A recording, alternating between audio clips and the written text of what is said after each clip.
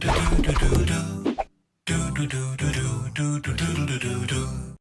as a parent, what's my responsibility towards my children? Our children are a trust that Allah subhanahu wa ta'ala had entrusted us with. And one of the primary responsibilities that we have towards our children is for us to make them to be the best of people in society, religiously and ethically.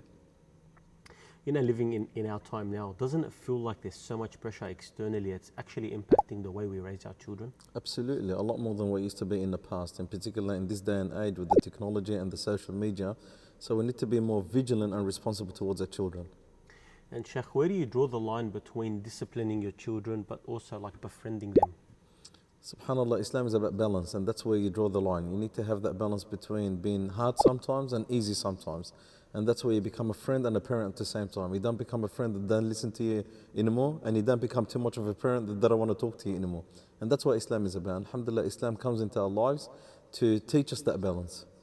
So at what age should I be focusing on teaching them their Islam? From the very moment they open their eyes into this world, when you start seeing them understanding this world, and that's usually by the age of 4 or 5, you start embedding the Islamic values in their lives and give them better understanding. Even though the Prophet Muhammad sallallahu alaihi wasallam, the Sharia tells us to teach them how to pray by the age of 7 and then put more pressure on them by the age of 10. So from a young age, and this is the upbringing that you want your kids to be brought up on. And we know environment's a key factor. What's your opinion on sending children to Islamic schools? Now, obviously, we don't live in an ideal world that you want everything to be 100%. I would rather send my kids to an Islamic school where there is an Islamic environment and they hear the Quran Kareem in the morning and they end their schooling with the remembrance of Allah subhanahu wa ta'ala.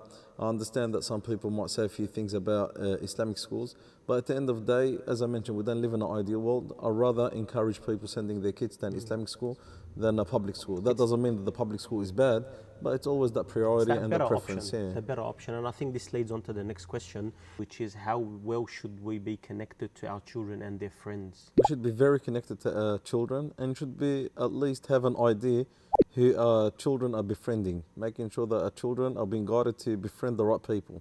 We want to be part of that space, not too involved in that space, but we need to give them some space and be part of that space and making sure that our children choose the right people for them to have their friends, because friendship has an influence and impact on your character, and I want to make sure that my children are hanging out and surrounding themselves with good people who have a good influence on them, not bad influence. And in today's time, Sheikh, we used to talk about environment as something outside your home. Today we have things like the internet, gaming, where children will just have like a headset on and they're talking to people from all around the world. Some parents might be a bit detached to that. How should we monitor perhaps the online space?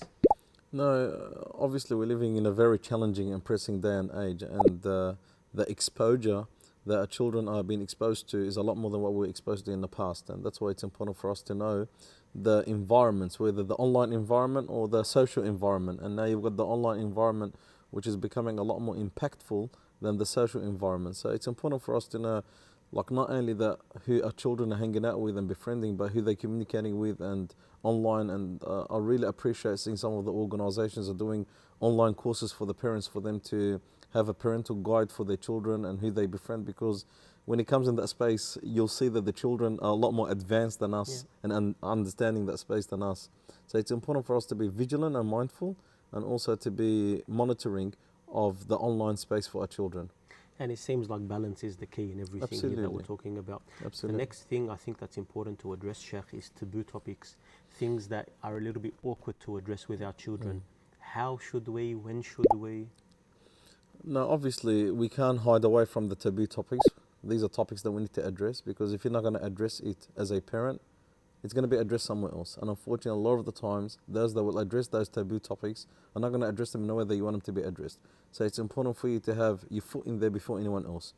And we need to address it. And obviously, as a parent, Allah subhanahu wa ta'ala had given you that default wisdom that you know when to speak to your children and what to speak to them.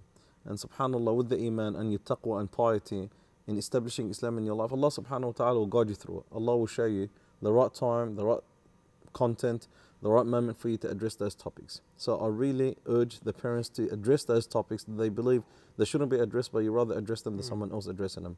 And don't force it. Wait for the right time. It'll Absolutely. present itself. Absolutely. It's just got to be, subhanAllah, hikmah means saying the right thing at the right time. Subhanallah.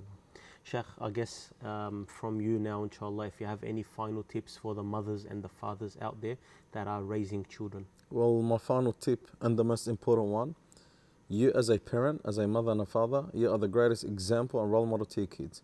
But unfortunately, when your children then see you to be a good example, that's when they start looking for someone else. And unfortunately, a lot of the times, their eyes will lie on someone who is not the best example for them to follow.